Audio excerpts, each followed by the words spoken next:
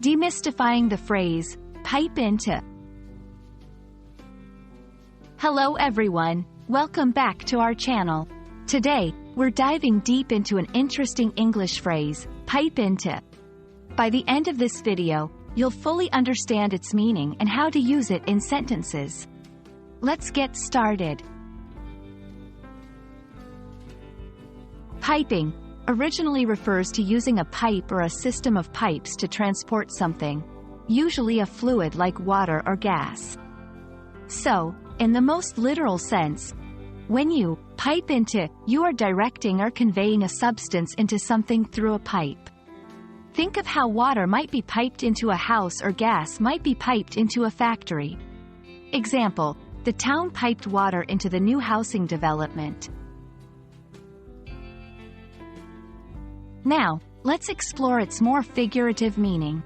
Over time, pipe into has taken on a broader sense to mean to introduce or inject something, often information, into a place or system.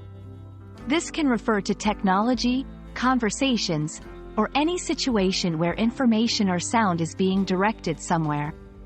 Examples: 1. The music was piped into every room of the hotel.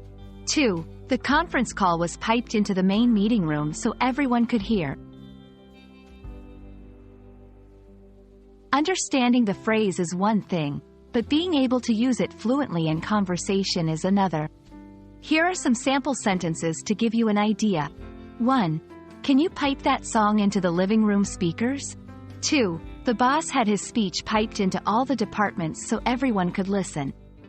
3. The museum pipes in ambient sounds to enhance the visitor experience. There you have it. The phrase, pipe into, can be used both literally, referring to physical substances flowing through pipes, and figuratively, often referring to the flow of sound or information. We hope this explainer has shed light on its meaning and usage. Remember, English is full of such interesting phrases, and understanding them makes your communication even richer. Until next time, happy learning!